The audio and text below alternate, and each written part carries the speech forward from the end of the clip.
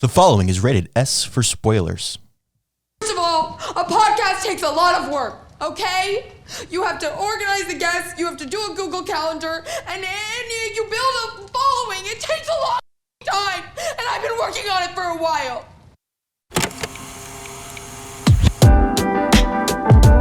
Hello and welcome to the Popcorn Hangover. My name is Alex, and today I am joined by a special guest. Hey, I'm Nate. How's it going? He's Nate, I'm Alex, and today we're talking about Bodies. Yeah.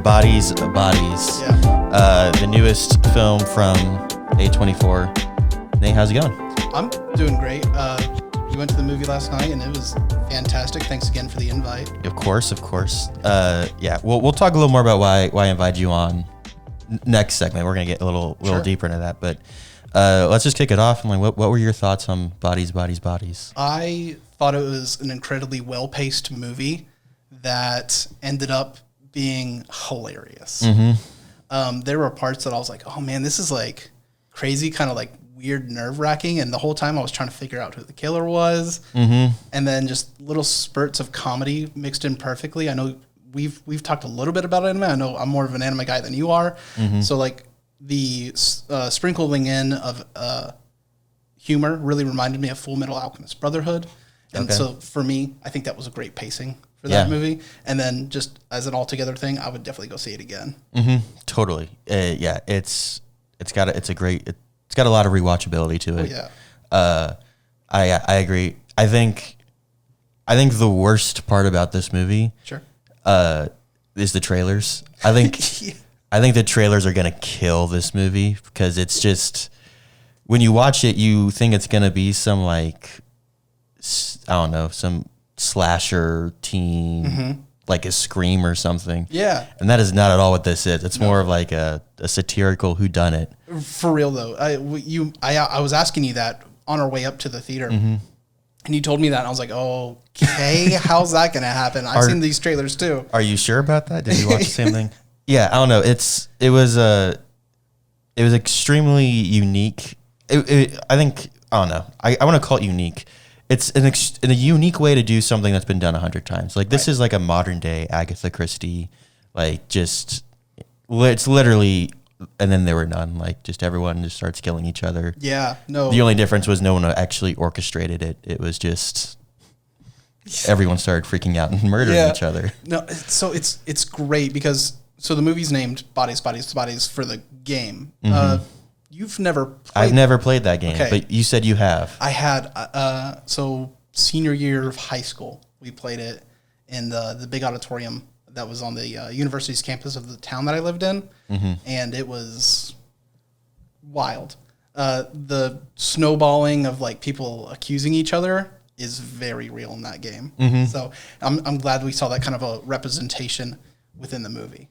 Yeah, I think that even makes it, because when I was watching it, not having that experience, I was like, okay, it's called Bodies, and so sure, I guess this kind of makes sense. Like the game didn't actually seem to really matter in the grand scheme of things, but when you actually have that experience, it just makes that idea so much more brilliant. Yes, because that seems to be pretty accurate. It's even games that I played that are similar, where like real world things that have nothing to do with anything you're playing just start to seep in, and all of a sudden everyone hates each other over nothing.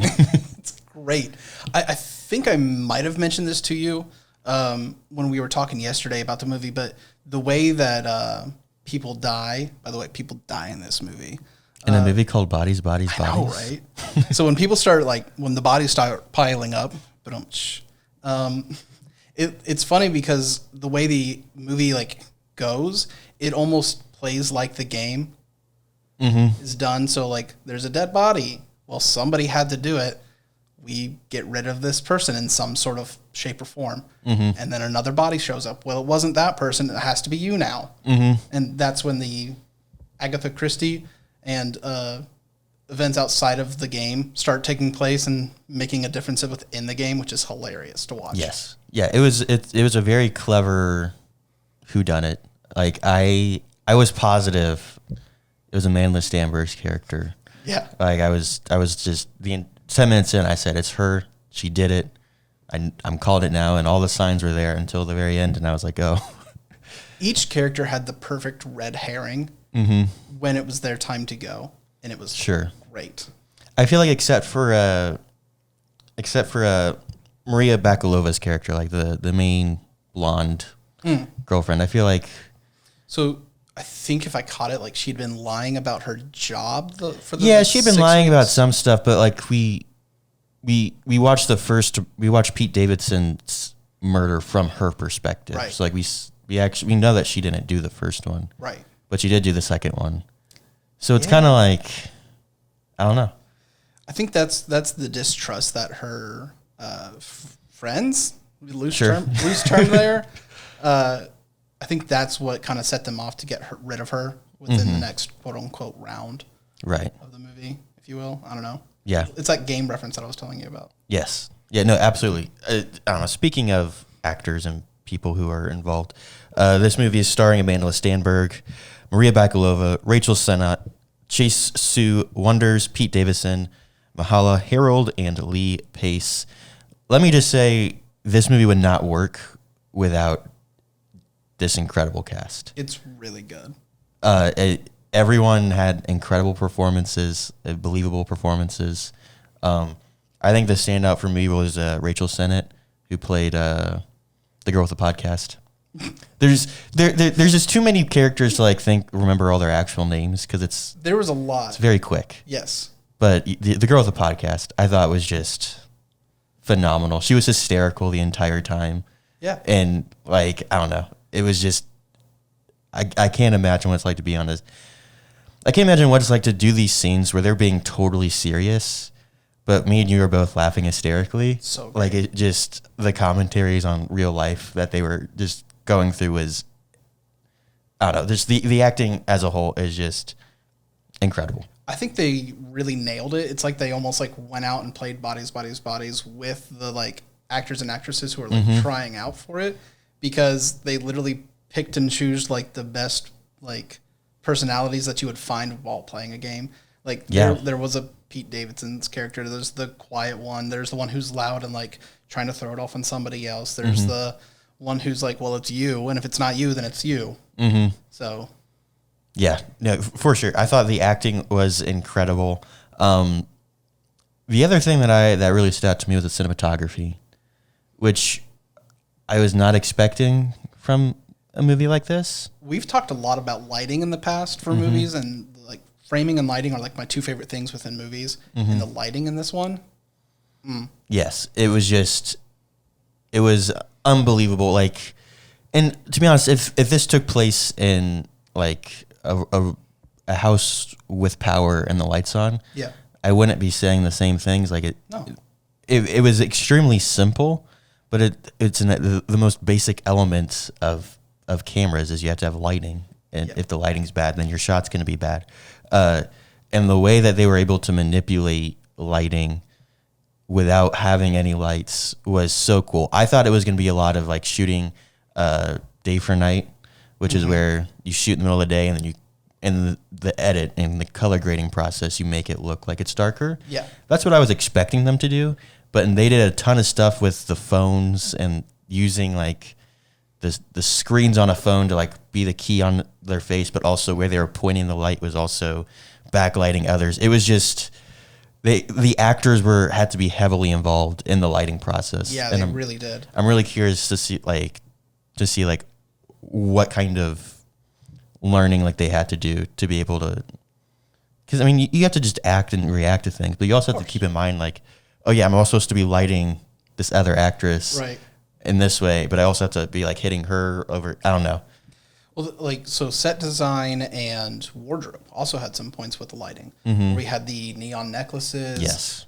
My favorite one, I think it was a racquetball court. I thought that or an indoor basketball court, something like that, where they had the emergency lights illuminating this, reflective white wall, and it just lit it really eerily for that quote unquote first town hall meeting. Yeah. So. Yeah, the lighting and cinematography in this was just, again, it was really simple, but was just, I don't know, incredible to look at. Yeah. I think that's just A24 in general, and a lot of times It's a relatively small production house, and like they did a lot with a little. Yeah. Speaking of, I couldn't find a budget for this movie. Really? It's A24, so it's relatively low. But in 1,300 theaters, it's has a $3.5 million gross. So that's not terrible. Yeah. I mean, it's beating out a lot of other movies that are coming out. Cough Cough, Bullet Train. Yeah. In terms of per theater average, obviously Bullet Train's everywhere, so it's gonna have a lot more money coming in. But per theater, Bodies is killing it. And it's not showing any major signs of slowing down.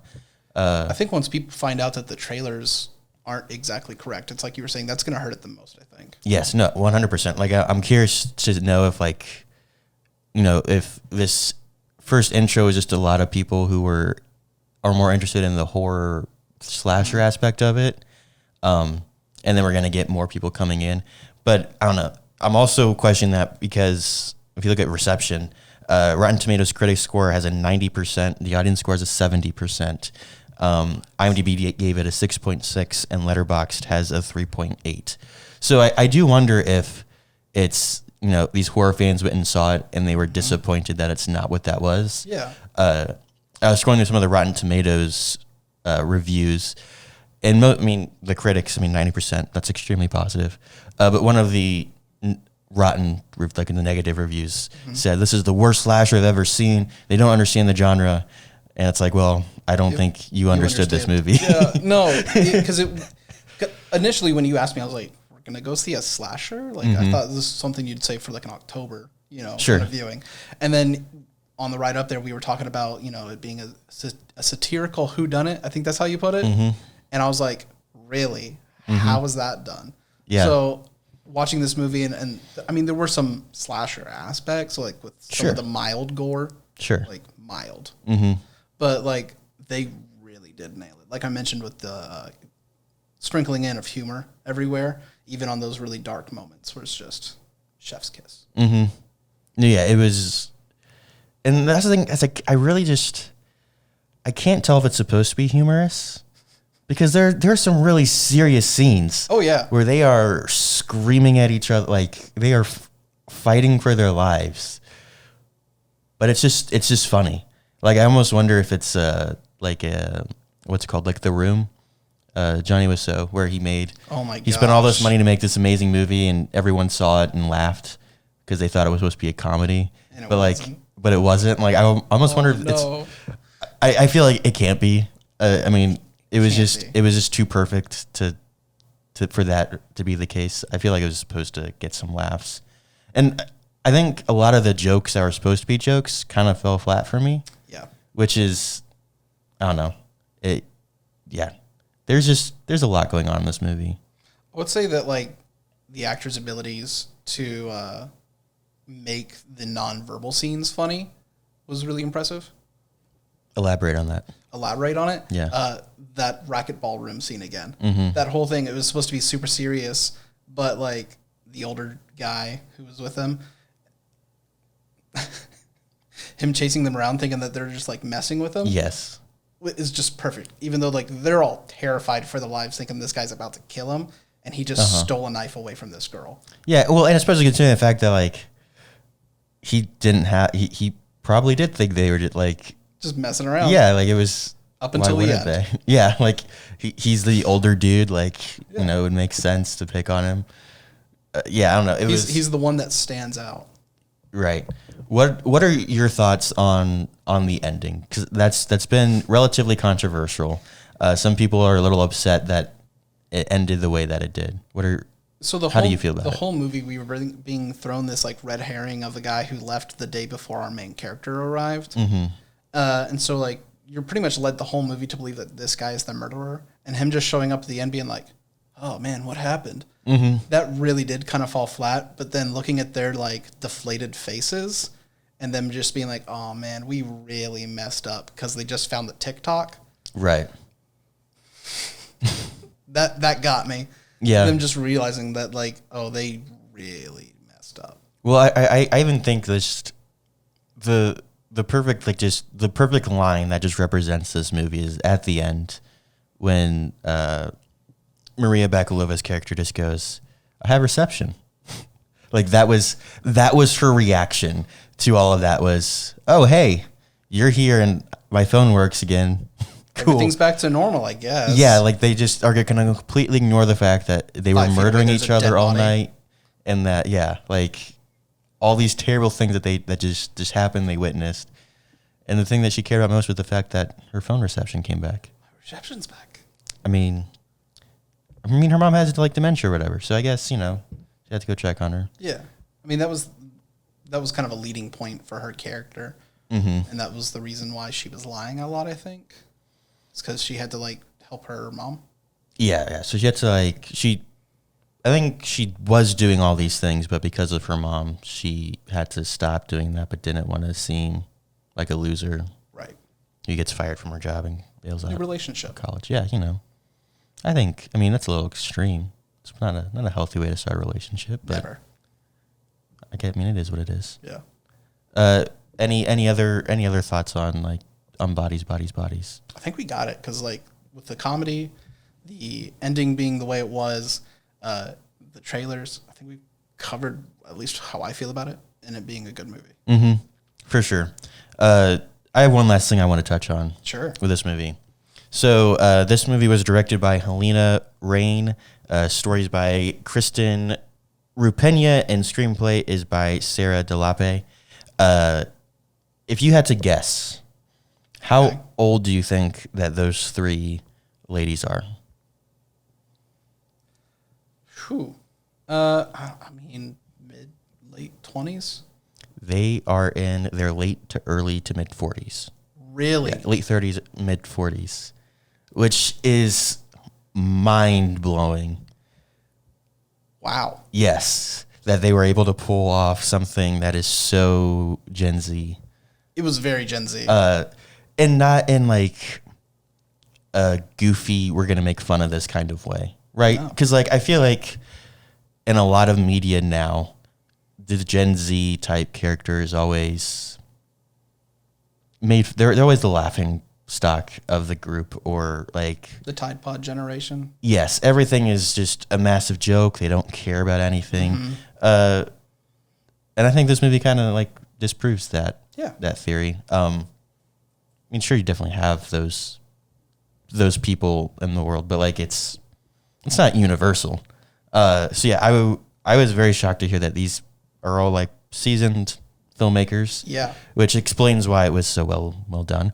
The script was pretty flawless. I can't think of a single thing in terms of the story that I would change. No, it was really good. It was, story was great. Dialogue was fantastic. And part of that is the delivery from the incredible cast.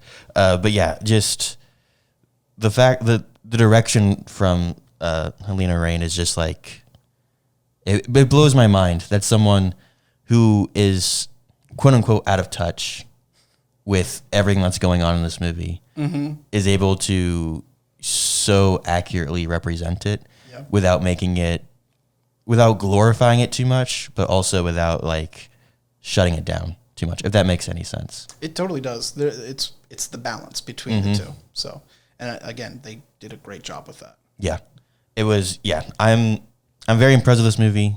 I highly recommend everyone go see it. If don't let the trailers fool you. No. It is not at all what you think it is. Although the first maybe 15, 20 minutes is a little teen drama, silliness. But what kind of quote unquote slasher isn't? Sure, but it's not a slasher. But it's not a slasher. Just saying. Yeah. But also it is. So yeah, we've been talking bodies, and we're going to take a quick break. And when we come back, we are going to dissect that last little talking point there, how different generations are being represented in films. It's particularly Gen Z, how the evolution of Gen Z in films, but also how other generations are being represented in their own films at different points in time. So we will be right back.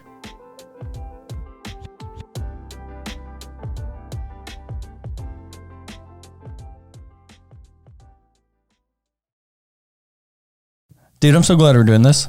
Yeah, for sure. It's been a lot of fun, and it's not as difficult as I thought it would be. No, not at all. Like Anchor has made it especially easy when it comes to like actually getting our podcast out on the air. Because when hosting on Anchor, you can distribute your podcast on all the listening platforms. So easy getting it over to Spotify, getting it to Apple, wherever you're trying to get your podcast to. Yeah, I think we're on like 7 platforms just through Anchor, and not even just the distribution, but even just creating the podcast. Like there's so many recording and editing tools within it, so you can record, edit, add music in, sound effects, all sorts of things directly through Anchor, and it is free.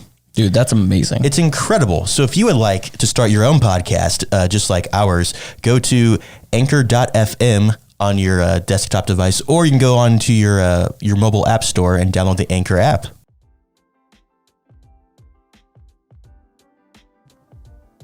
We are back. We're discussing Bodies, Bodies, Bodies, the newest film from A24. So Nate, kind of teased it earlier. We're talking about generational things. And when I kind of had this idea, I saw some reviews and heard that like this was like the defining movie for Gen Z. And I knew this was what we wanted to talk about, and I immediately thought of you because of your background with generational things. I don't know what the proper term for that is. So when I was in college, I did a general communication major and degree, but I really liked the like marketing side of generational studies. Okay. Because I liked being on the radio and being able to connect with certain groups differently throughout the day. Because here are my, let's say what it is, baby boomers who are out there in lunch. They're the retired generation. So I was able to connect with them, play them their music. Continuing into that rush hour coming home, here's your Gen X and late millennials who are coming home from work. I can connect more with them. Whereas the hour before, when school was letting out, I was connecting with the late millennials and early Gen Z. Gotcha. So you were, a thing or two about these different generations. I could literally talk hours about this fun made up thing that capitalism has come up with to put us into another box. It's amazing. Yeah. We don't have hours. No, we don't. We have one of them. Sure. And we've already used up some of that time. Yes. So you're on the clock. I got it. But other than that, you can. So what questions do you have? Do you know what generation you're a part of? I'm assuming I'm Gen Z, right? I think so. So you might even be a part of what's called a. I feel like I'm in the middle between millennial and Gen Z. So that's I believe the term is like micro generation. Millennial. Zennial with a Z, because there's also Zennials. Zennial. So there's also Zennials with an X, which is in between Gen X and Millennials. That's not confusing. It's so great. So that's also what I am. I'm a Zennial. I'm 94. Do the math. I don't care. You got into that point. So like being able to watch this from both the millennial aspect, but also the Gen Z aspect is really funny to me. Yes. We see the whole like online personas and TikToks. We have a podcast represented and TikToks represented, but their speech as well. Like the quick like quips and stuff that the Zoomers, as they're starting to be called, have. So it's really interesting to see. I mean, there's a lot of movies that are coming out right now. Not even movies. I'll say I'll include TV in there too. So we have this. We have Not Okay, which is on Hulu. It's about a girl who goes on Instagram or something, and she pretends to be in Paris to get followers, and then there's a terrorist attack in Paris, and she has to pretend that she's going through a terrorist attack in Paris. It's not that great, but it is what it is. It is. What it is. You have some of that. You have like Miss Marvel, where it's compared to John Hughes. That is not something that John Hughes would ever like. I mean, it is comparable to John Hughes, right? And the teen drama, but it's very different from The Breakfast Club. I mean, TikTok is a massive aspect of that. Yeah. I mean, we're even getting to a point now where we're name dropping things like TikTok and Instagram, as opposed to like making Bookface or some random terrible fake version of it. It's great. Do you remember the Pear devices that they used to use on Nickelodeon? Yes. Yeah, the Pear phones. I just feel like that would be so inconvenient for scrolling. It really like would. why? Makes How do no you read? sense. I don't know. I just want to know like how does that format work? Like, do you just have? I don't know. That's yeah. It's great. That's the thing that's bothered me the most about those Nickelodeon shows was the pear-shaped phones. Just I've derailed us. it would even be just uncomfortable to hold.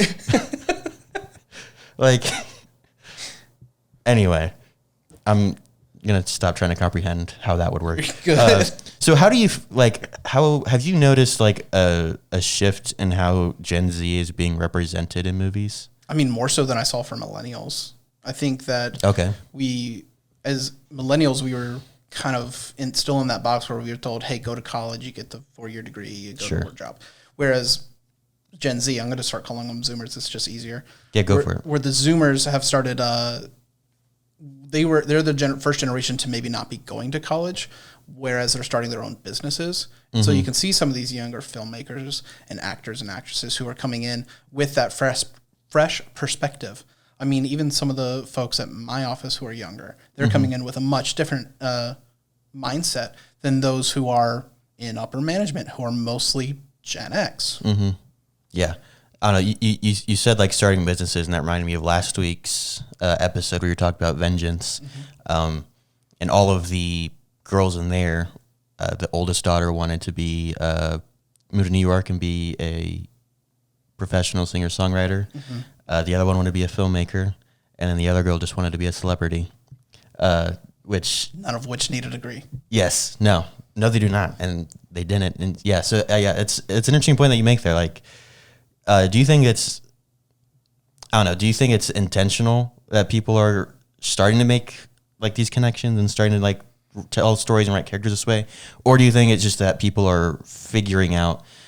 I mean, it's hard for like, let's say, a Gen X person to comprehend not going to college or something like that when they've been taught that. So do you think that's something that is in the media is purposely trying to be represented, or do you think it's just these older generations are adapting to a new way of life, I guess? I mean, that's possible, but we're seeing a huge influx of younger workers or those who are trying to start their own business that are younger. Mm-hmm. We have an issue where like the older generations are still working because we have longer life expectancies. Mm-hmm. So it's harder for those younger generations to come into those workplaces when they would have been able to have a spot. Mm-hmm. So I think that we're seeing it in two ways. Yes, we're seeing the influence of media that's being seen and consumed. Mm-hmm. I mean, let's be honest, TikTok isn't just for Gen Z or Gen Z. Yes, exactly. Yeah. Zoomers. We have boomers and Gen X and millennials who are on TikTok, but they're seeing these trends set by the Zoomers. Right. So it's almost like they've jumped ahead of Gen X and millennials in the trend setting and pop culture influences. Interesting. Okay. Yeah, that makes a lot of sense, especially with something like TikTok, which is just designed to spread rapidly. There's only so many people it can spread to within a particular generation. I tried to like skirt around it last segment, but like, what are some of the big ways that like this movie represents Gen Z accurately? Because I think we could both say it was one of, if not the most accurate representation of this generation I've ever seen. I think the speech, we see, the whole triggered, safe space. Yes. Yeah. You are being toxic right now. Speaking of which, I don't know if you caught it. They have a secondary frame around the poster with like the scissors where it's like a cutout. Yes. And it says, "This is not a safe space." Does it really? Yes, it's great. I love that. That is awesome. Or like another joke that I found just hilarious was, I think the character name was Emma. It was like, "You are silencing me right now," and I was like, "That is, oh my gosh, that is the world we live in." There was so many like moments where like it's almost like you see it coming straight out of a viral TikTok. Yeah, of like people arguing on the streets. So yeah, I don't know. Going back to what we were just talking about last segment, do you think what you were saying before about how older generations are being influenced by Gen Z, do you think that's why they were able to pull something off like this? Yeah, 100%. Being an older generation, like... Yeah, it's entirely possible. I mean, we've seen actors and actresses for generations trying to, quote unquote, pick on the smaller guy. I mean, we see it right now in big TV with how they're kind of like bashing YouTube and how YouTube and Instagram are bashing TikTok. It's always picking on the quote unquote smaller one. So doing a satirical whodunit as Gen Zers and how they would react to the situation after watching them grow up on, you know, playing games like Bodies, Bodies, Bodies and Among Us. Yeah. I mean, it's entirely possible that these older people can just sit back and watch and see. And I almost wonder what it would be like for an older person, like someone who grew up with a screen. I feel like that's the closest comparison you can make, right? Like, I don't think anyone in a Scream movie picks up a sword and says, "I'm going to defend myself. There's a murderer on the loose." Yeah, like that doesn't happen in a Zoomers Scream are movie. very independent. Yes, it's great. So seeing that kind of represented is really cool. Again, that racquetball court, basketball court scene that I keep bringing up because I really did like it. It's pretty early in the movie, I'd say, but it was a really good scene. Like, they all have knives. They all try to stop each other from having those knives, and then somebody has one that somebody doesn't know about. Yeah. So I don't know. I also loved the opening sequence. I think that's right at the start, you want to have some sort of state. Like, if you're writing an essay, you have like your what's the word? The header or the not hook? the header. You have like a hook, but then you have like the sentence that like is about like what the whole rest of the essay is gonna be. Is this where I tell you I failed English? I didn't go to college, so I mean, whatever that thing is called, you know, like the main sentence that's supposed to tell you about the rest of the essay, like the statement piece. Like, I thought, you know, you have like these two girls in a relationship. One says "I love you," and it's all like, you know, there's intrigue because the one's like, yeah, cool. And then they get in the car, and the first thing they do is they both just get on their phones and start texting. I thought was just like, that's the perfect representation of what this movie is like, sure, we have a very physical connection, like, I don't know, like there's a physical connection like we have like right now, but then there's like the physical connection they were having in the woods by themselves. Like, there was that extreme, and then the other extreme of we're connected via the internet. Yeah. And even the whole big, like, drama at the start is that Amanda Stenberg's character didn't post in the group chat that she was coming. Yeah. Like, that is how they were communicating was, oh, we didn't post in the group chat. I'm like, oh, I swear I said something in the group chat. Like, it was all about the group chat. There was no so typical. Yeah, there was no, like, actual conversation between anyone. It was just a quick text. Yeah. Well, even as they get into the house, they're still posting in like the group chat, aren't they? Something like that. Yeah. Yeah. Yeah. They're still texting and they're still scrolling through social media. They're making TikToks Up until the power goes out. Yeah. And I like how that was immediately the first concern was, oh, I don't have cell reception. Yep. And no one was concerned about the fact that they have no power in the middle of a massive hurricane. It was, oh no, I can't scroll through Instagram anymore. Yep. Or I can't get a text message anymore. Like, yeah, it's I great. don't know. Do you think that that's Gen Z getting immature, or do you think that's just like a funny bit? I think that's the funny bit where you get to, when you're doing comedy, you always want to take it a little bit further. Sure. You know, it's a character. There's a word for it. Development. No, the character arc. Wow, I'm really stumbling on this one. You know, like when they're on the street and they're like painting the pictures, it's a caricature. A caricature. So the whole like being concerned about scrolling once the power goes out and they lose cell service is a caricature of Zoomers. It's a little bit of a push. Sure. Okay. Because that's a good metaphor. Yeah, it's a generalization and then hype it up a little bit. Yeah. Okay. Yeah. Because I mean, I don't know. I feel like that situation 100% does happen, where their first concern is like their phones don't work, but the loudest in the groups, the loudest in the group are heard. So yeah, for sure. I mean, I don't know, we're saying this is the best representation of Gen Z on the screen specifically. Yeah. Can you think of any examples of ways that they've been misrepresented in other medias? Not other medias, just up until this point, like let's say the past 10 years? Like, Sure. what are other movies, TV shows, or even just like Literally any movie that has a quote unquote Zoomer or Gen Alpha or the quote unquote like generation, they always have an iPad on hand.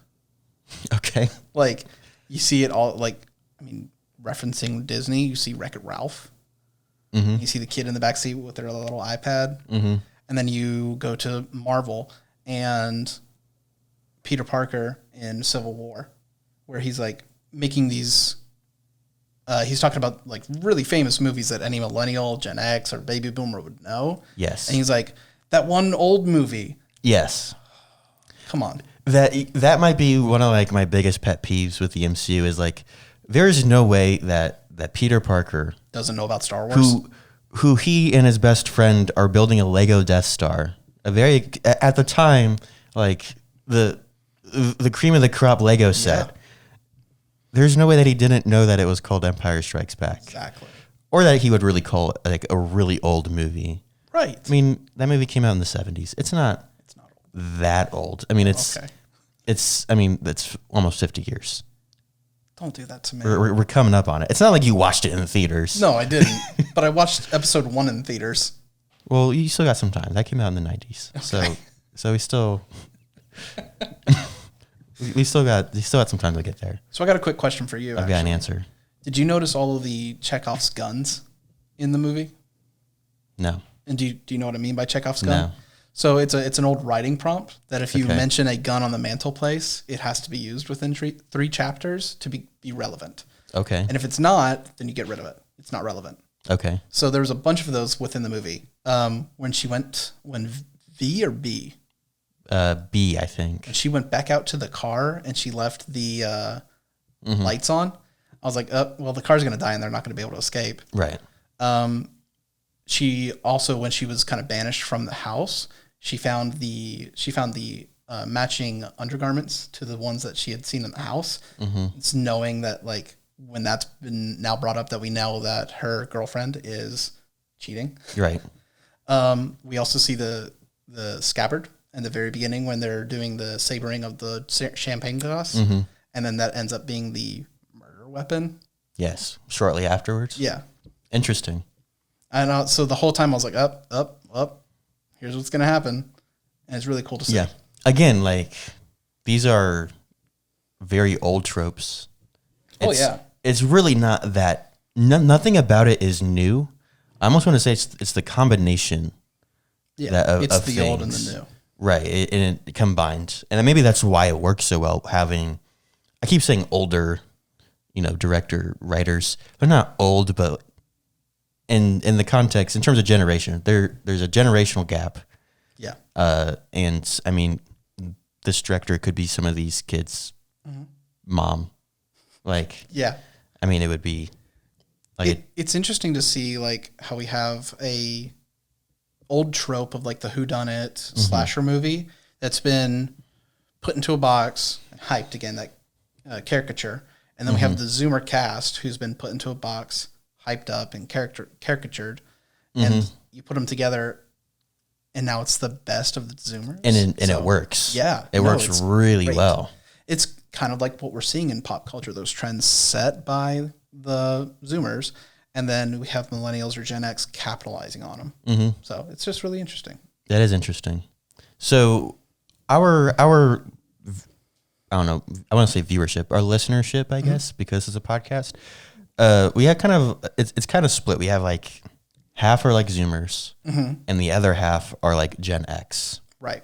So I feel like it's only fair that we talk about some of these other generations. Let's do it. And like how they evolved throughout Movies and TV. Yeah, throughout movies and TV. Sweet. So millennials Gen X comes first, right? Gen X is before millennials. Okay. Yeah. Fun fact, millennials are also Gen Y. We were given the nickname millennials. Oh. That would explain why we skip out on Gen like, Y. Yeah, it just goes from X to Z. I thought it was like Z because of Zoomers or something, but I guess I just love the Zoomer tag because they're the ones who came up with the OK Boomer. Okay.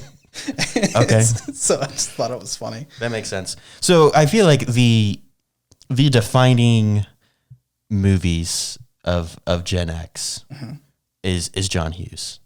Sure. I mean, Breakfast Club. I feel like the Breakfast Club is. See, that's mine. Is really. Yeah. Do you think Breakfast Club is the defining movie for millennials? Not for millennials, for Gen X. Oh, for Gen X. Oh, so you're saying you agree with me then? Yeah. Okay. I thought you were disagreeing with me. I think I got caught up in the conversation. Okay. So I'm going to say the Breakfast Club is like is Bodies, Bodies, Bodies. What Bodies, Bodies, Bodies is to Gen Z, Yes. The Breakfast Club is to Gen X. Yes. Yes. Agreed. Why? Why? Explain it to me. It's that older element mixed with that fresher, quote unquote, younger cast. Mm-hmm. And I think it's two generations maybe seeing eye to eye in a small way. Sure. So, I mean, what would define Gen X in their movies? I mean, just scrolling through like a list, we have Do the Right Thing, Slacker, Heathers, Train Spotting with Ewan McGregor. Like, what are some of the things that like make that Gen X? Like, why is... So Gen X is known for having a rebellious streak. Mm-hmm. I mean, that's the kind of early rock or late metal, early metal, late rock and roll phase. And Okay. So they were the ones to kind of be like, is the government really like the greatest idea? But they were shut down by the baby boomers who have great nationalism and Sure. stuff. So to see younger adults who are pushing away from leading societies in a way, those ones who are trying to break away from the rules and live the lives that they've always wanted to. Yeah. That's what makes a great Gen X movie. Gotcha. Okay. So that's interesting. I'm starting to put the pieces together on my end and seeing the shifts between them as I'm kind of looking ahead. So, I mean, just for context, because I don't know, Gen X, like what kind of age group is that? So the youngest Gen X can be in the 80s. It's 1980 Okay. is when the kind of cutoff point is. Before that, I think I want to say it's 71, 72. Gotcha. If my memory is serving correct. Okay. They're the ones who saw like Berlin Wall fall. Gotcha. Their Berlin Wall is Millennials 9/11. Gotcha. Okay. So yeah. So if Gen X is like kind of starting to, I don't know, would you say gain individuality is? I think we're finally seeing Gen X take a stand, which is really interesting. They did a great job. I think they're the ones who are succeeding in the pandemic almost, is a weird way to put it. Okay. Whereas you see millennials and Zoomers really struggling. Mm-hmm. I think Gen X was the ones who were finally able to pursue their hobbies. They had the money, the expendable money to do it. They had kids at home that could, different entertainment values and stuff like that, but also like being able to actually be a family person in a 9-to-5 work society. Yeah. So like being able to like connect with their families more, pursuing their hobbies, and maybe that little bit of a separation from their parents.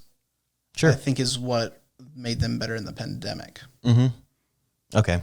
So moving on to millennials. Sure. This is like post 80s Yes. to mid 90s. Mid 90s. Yeah. Okay. Late 90s. I would say one of the defining movies is The Perks of Being a Wallflower. Yeah. That's And a really I mean, good movie. and I think there's a lot of them that I could think of. Yeah. But I think Perks of Being a Wallflower is a pretty good one. It's pretty great now that you mention it. Yeah. Yeah. You gave me another one when I pitched this podcast idea to you that I thought was also pretty good. Yeah. Yeah. Can you remind me? I forgot. You told me it was Mean Girls. Mean Girls is amazing. Yes. Yeah, no, Mean Girls had the drama that was going on in schools at the time, the whole clique society. Man, Mean Girls we wear pink on Wednesdays. Of course. Is butter a carb? I don't know. And just going through these lists, I'm not coming up with these lists. These are things I found on the internet. I mean, some of the movies on these lists. I mean, the last one I feel like are kind of generally the same, and maybe that's just me saying these are 80s movies. But like, I feel like this list has much more variety. Yeah, because you have Superbad, which is great. very, very off. You have Juno, Yeah. 21 Jump Street, Neighbors, Scott Pilgrim versus the World. We've got a Michael Cera theme going on this list. The Social Network is a big one. It's very 500 Days of Summer, Black Swan, and The Duff. I want to talk about Social Network really quick. Sure. Because that's like objectively one of the greatest movies of all time. Okay. I mean, I say that like top 250. Like, there's a lot of movies out there, so I feel like that's a fair range to put like fair. the greatest. Yeah. I don't know. How does something like that, I feel like that's literally all about social media, like the creation of social media. Like, we went from the Social Network to something like Bodies, right? Yeah. Like how does that happen? Yes. Honestly, because Social Network's not even that old. Like came out in 2010. The Social Network could have also been very easily a comedy Absolutely. about friends who got together and made a social media, and then one of them, decides, well, you can't be in it anymore. Right. Meh. Sounds a lot like Mean Girls. Exactly. There's a trend. It could have been. I'm putting the pieces together, Nate. But here's the thing: millennials are very sarcastic and sometimes often referred to as gloomy. They don't want to go to work, stuff like that, right? Whereas Gen Z has been very eager to take tragedy and turn it into comedy. They literally flip the coin on theater. Yeah. Where, I mean, we see bad things happen on the internet. Oh yeah. I'm trying not to get political, but we see like political things happen, but yet they're still making memes on TikTok about it. Yes. World War III is we're on the verge of World War III. World War III is on the way. It's trending, not because nukes might be launched, but because of all the memes. Yes. I feel like Gen Z is very much getting like desensitized. It really is. To a lot of things. I don't know, but we got distracted from this list. Like what defines a millennial movie? What defines a millennial movie? Like we did with Gen Z, like what makes Mean Girls and Superbad, and I think it's coming to terms with an issue. Okay. We see millennials have to deal with, the whole, like, honestly, I feel like almost like being the baby, because you have the boomers who are the older siblings, Gen X who's the middle forgotten child. Sorry for any middle children out there. I'm sorry. And then you have millennials who are kind of like the baby. And so they're always they've been babied their whole lives. And as they become into an adulthood, like, well, why isn't life fair? And so a lot of, I think, great millennial movies are taking those quote unquote problems that you see in normal day life and, again, putting it in a box, hyping it up, and characterizing it to then be like, okay, so now this small problem is a little bit bigger. How do you come to terms with that? Yeah. Absolutely. And I feel like, take that to the extreme. Like Black Swan was on this list. Yep. Whiplash, I think, would also fit in here. I wish I put my Whiplash poster up. I wish I had thought of it this far. Black Swan, Bad Roommate. Social Network. I'm having trouble with my S's. Social Network. Yeah, I'm having trouble with my S's today, apparently. It's starting a company with your friend. Perks of a Wallflower is moving. Yeah. I don't know. Would you say, like, how would you, if you could put that in one word or like one phrase, what would you say is like the defining? Yeah. I think it's that coming to terms with. Okay. Coming to terms with an issue. Is there a word for that? I'm sure there is. Probably. I don't know. We're uneducated. We didn't do anything. You didn't go to college. I didn't go to college. And I failed English. You failed English. My vocabulary is terrible. Yeah. So clearly we are we're the right people to ask about these kinds of things. So Nate, so that's Gen X millennials. Yeah. This is obviously like this. We're seeing. I would just say like this year in particular, we're kind of seeing the shift into like seeing the defining characteristics of Gen Z. Are there any other like former like 5 years, like 5 years ago, and before that, where you would say Gen Z was like, oh, this is kind of a Gen Z movie, are we just now getting to a point where we can have that? Just at the starting point of it. Gotcha. You're just seeing the first emergences of like maybe Gen Z movies, and I think there's a whole bunch more to come. Yeah. I don't think we're going to see a Gen Alpha movie, which is the generation after the Zoomers. Which is the like generation. Because they've never grown up without social media. Can't imagine. It's wild. So until that generation is in the workforce, because right now I think like the oldest Alpha is like maybe 10. Yeah. So until they get into the workforce and they start individualizing and becoming actual people, we're not going to see it. So I think we're just at the beginning of the Zoomer movie empire. Empire. I like that. Empire's It makes much me feel better better for about the myself. Zoomers. The Zoomers will take over this movie business. We see them already doing it on TikTok and YouTube, Instagram Reels. They are the ones who are pushing the entertainment for their generation. And if they get a hold of a movie budget instead of just here's like $200, make a video on YouTube. They'll take it and run. Yes. So final question for you. sure. There's trends with these generations, pretty obvious trends. Even if, you can just definitely, I'm putting all the pieces together, like as you're talking, like, oh, this all makes a ton of sense. I understand this. Do those trends carry on throughout time? Like if there's a movie made by Gen X about Gen X people, about being, 40-year-old version is the first thing that comes to mind. Sure. Like are movies like that where these people are growing and like are developing, are we seeing the same trend throughout time, or are those trends evolving and shifting? I think evolving and shifting is better. Okay. And here's why. Just like how I was saying with like making a caricature of a certain aspect of that generation, generations themselves are just caricatures of hundreds of thousands of millions of people, possibly within one generation. There's also different cultural influences. There are political influences. There are the influences from your family or religious or spiritual ones.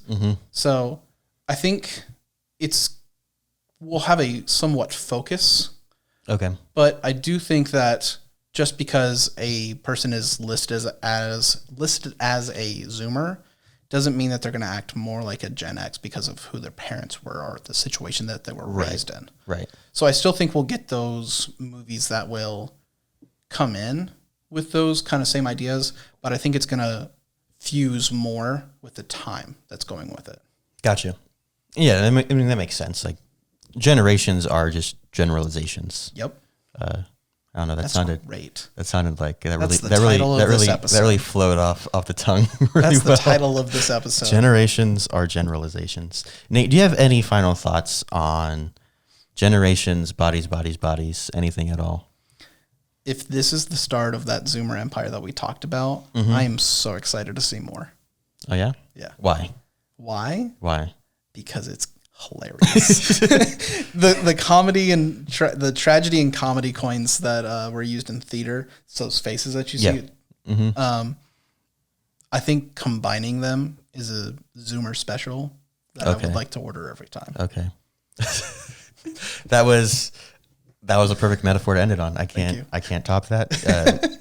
Yeah, we're just gonna call it right there. Nate, where can people find you on the internet? Where can people find me on the internet? If you want them to find you on the internet, just in case you said something dumb and they want to scream at you. Man, I don't really have one. I have a TikTok if you want to go watch that. Okay. I think it's NateMon131. NateMon131. Yeah. Okay. If it's not on YouTube, I will put it in the show notes and I will sure. I will correct it so people can scream at you appropriately. Please do. You've been listening to The Popcorn Hangover. We've been talking about bodies. My name is Alex. That is Nate. Let us know what your thoughts were on bodies, and were you connecting dots about generations like I was, or is this all old news to you? Let us know over on all the social medias, Instagram, TikTok, and also on our Patreon, patreon.com/popcornhangover, where you can get our bonus show, The Parking Lot Talk, and also exclusive versions of the show. Nate, it's been fun having you on. Thanks, man, for having me. Really appreciate it. We will talk to you next time.